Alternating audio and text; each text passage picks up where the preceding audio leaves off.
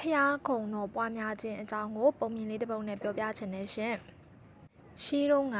မောင်ကုံချစ်ဆိုတဲ့ပေါ့နော်လူငယ်လေးတယောက်ရှိတယ်။သူကမိစ္ဆာဒိဋ္ဌိကလေးငယ်လေးဖြစ်တယ်။ဒါပေမဲ့သူကမြတ်စွာဘုရားရှင်ရဲ့ဂုဏ်တော်ကိုအမြဲတမ်းပွားနေတယ်။သူ့အပေါ်မှာကျေးဇူးကြီးမားတယ်ဆိုတာကတော့ကစားတဲ့အခါနိုင်တာလေးတစ်ခုတည်းနဲ့ကိုပဲသူကကျေးဇူးတွေကြီးပြီလို့သတ်မှတ်ပါတယ်။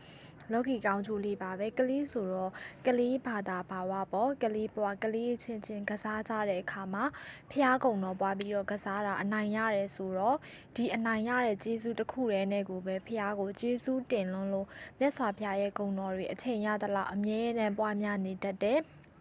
မောင်ကုံချစ်လေးကတုတ်တန်ထဲမှာတယောက်တည်းနေပြီးတော့မြတ်စွာဘုရားရဲ့ဂုဏ်တော်ကိုပွားများရင်းနဲ့အိပ်ပျော်သွားပါတယ်မိစ္ဆာဒိဋ္ဌိဘလူးကဖျားရဲ့ဂုဏ်တော်ပွားပြီးတော့နှလုံးသားမှာဖျားတည်ထားတဲ့ကလေးကိုမင်းမစားပါနဲ့စားရင်မင်းဒုက္ခရောက်လိမ့်မယ်လို့ပြောတာကိုနားမထောင်ပဲ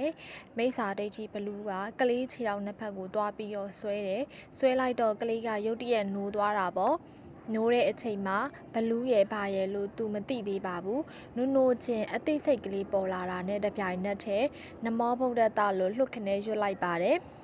နမောဗုဒ္ဓတလို့ရွတ်လိုက်တာနဲ့တပြိုင်နက်တည်းဘလူးရဲ့ခန္ဓာကိုပူလောင်ပြီးတော့ဒီကလေးရဲ့ခြေထောက်ကိုလွှတ်လိုက်ရတယ်ကလေးအနားမှာကတ်တောင်မကတ်နိုင်ဘူးကလေးနဲ့ခတ်ခွာဆုပ်ပြေးရတယ်ဒီတော့တမာဒိဋ္ဌိဘလူးကမင်းကိုငါပြောတယ်မဟုတ်လားဒီကလေးကိုမစားပါနဲ့လို့အခုတော့မင်းအပြစ်မားတဲ့ပုံကိုပြစ်မားမိပြီဒီတော့တို့တွေတန်ထမ်းကြရအောင်ဒီကလေးပေါ်မှာပြစ်မားမိတဲ့အပြစ်တွေအတွက်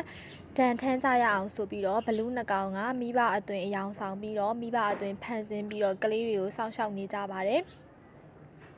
အဲ့ဒီမှာမိစ္ဆာဒိဋ္ဌိဘလူးကရှင်ဘရင်နန်းတော်ရဲ့တော့အထက်ခတ်ထားတဲ့စပိုးဆောင်တဲကနေဘရင်ရဲ့စားတော်ခွက်ကိုယူဘရင်ရဲ့စားတော်တွေအပြည့်ထည့်လာပြီးတော့ကလေးလေးကိုကျွေးပါတယ်ကလေးလေးကတော့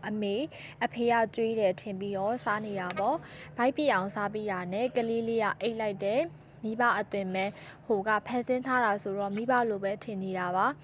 အဲ့ဒီတော့မိဘတွေကျွေးတဲ့ထမင်းကိုစားပြီးတော့ကလေးလေးကအိပ်ပျော်သွားပါတယ်ကလေးလေးအိပ်ပျော်သွားပြီမဲ့ဘလူးနှကောင်ကမပြန်သေးပါဘူးဘေးရန်အန်တီရဲ့အနောက်ရှက်တွေမကြုံတွေ့အောင်တခြားဘလူးတရေတွေတလိษံတွေအနောက်ရှက်မပေးအောင်ဘေးရန်မပေးအောင်ဆိုပြီးတော့မိဘအသွင်ဖန်ဆင်းပြီးကလေးကိုတညလုံးပေါက်ဆောက်ရှောက်နေကြပါတယ်မနက်အာယုံတက်လင်းတော့မှပဲပြန်သွားကြပါတယ်မပြန်ခင်မှာမိစ္ဆာဒိဋ္ဌိဘလူးကသူကလည်းဘလူးဆိုပေမဲ့နတ်ဘလူးပေါ့လေမိစ္ဆာဒိဋ္ဌိဘလူးကဘရင်စားတော်ဆောင်တွေကယူလာတဲ့ရွှေခွက်မှာသူ့ရဲ့တကူနဲ့စာလေးရေးထားခဲ့တယ်